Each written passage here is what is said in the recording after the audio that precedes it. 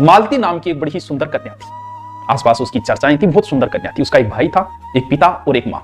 उसका पिता एक दिन कहीं रिश्तेदारी में गया हुआ था, वहां एक लड़का उसे पसंद आ गया और उसने मालती का विवाह जो है वो उसके साथ तय कर दिया। और उसका भाई भी उस दिन गुरु के पास पढ़ने के लिए गया था और वहां गुरु ने यह कहा कि देख, ये तेरा मित्र है और तेरी बहन मालती बहुत सुंदर है, तो इसके साथ विवाह कर दे। उसने कहा कि मुझे कोई ऐतराज नहीं है, मैं अपनी बहन का विवाह इसके साथ तय कर दूं। और उसी समय तीनों घटनाएं बराबर चल रही है। यानी वो कौन बता रहा है? बेताल बता रहा है और विक्रमादित्य वो सुन रहा है। कोई मतलब नहीं है उसको, ना हाँ बोल रहा है ना बोल रहा है, बस सुन रहा है। और उसी दिन और घर पे एक व्यक्ति आया जो उसकी माँ घर थी और वो व्यक्ति बड़ा ही सुंदर था, सुशील था, योग्य था और उस माँ ने विवाह कर दिया उसके साथ। यानी मालती का विवाह 3 जगह तय हो गया। मालती सुंदर थी, तीनों के तीनों ही मालती से प्रेम करने लग गई। अब घर आते ही तीनों लड़े। बाप तो कहे कि मेरा अधिकार है भाई, मैं विवाह तय कर दिया। माँ कह रही है अच्छा हमारी कौन चलेगी, मैं भी कर दियो। बिना भाई क्या बोल, मैंने जहां किया वहीं होगा।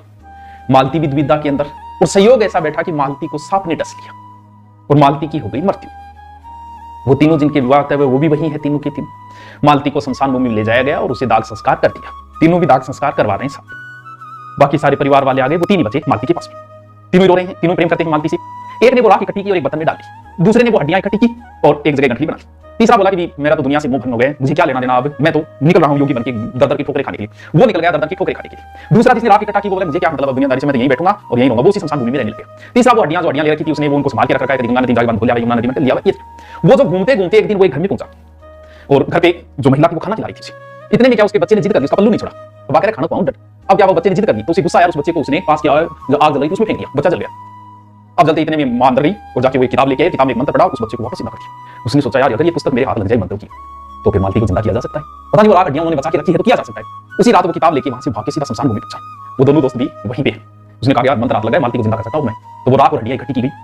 बेताल सुना रहा है विक्रमादित्य को चंद्रगुप्त, वो इकट्ठी की गई, उसने मंत्र बोला, मालती वापस जिंदा हो गई। मालती और भी सुंदर, वापस नया खिला फूल की तरह। अब तीनों लड़ने लगे। मंत्र तो मैं भी, मंत्र तो मुझे आता है, जिंदा तो मैंने किया है, मेरा हक है, मैं विवाह मालती के साथ मैं करूंगा। दूसरा बोला यार हड्डी तो मैं संभाल के रखी है, मैं विवाह करूंगा। तीसरा बोला, तीनों आपस में लड़ने लगे। अब बेताल बोला विक्रमादित्य राजा बता मालती पर किसका हक बनता है, कौन करेगा मालती से विवाह? अब सुन, बोलना पड़ेगा तेरे को क्योंकि तू राजा है, न्याय करना पड़ेगा तेरे को। अगर तेरे मन के अंदर, दिमाग के अंदर अगर उत्तर आ गया कि इसका उत्तर ये होगा तो तुझे जवाब देना पड़ेगा। अगर नहीं आया है तो कोई बात नहीं, तो मुझे ले चल।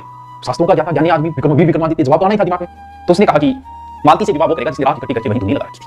बोला अच्छा जो मंत्र वाला वो क्यों नहीं? क्योंकि मंत्र वाले ने मालती को वापस जिंदा किया है, इसका मतलब वो उसका पिता हो गए। जन्म देने वाला पिता होता है तो उसका हक नहीं बनता विवाह का। दूसरा जो है जिसने हड्डियां वगैरह कोई हड्डियां को संभाल के रखा, तो ये कहानी तो एक पुत्र का है, इसीलिए वो पुत्र हो गया तो वो भी विवाह नहीं कर सकता। बस जवाब देते, जवाब तो राजा तूने सही दिया।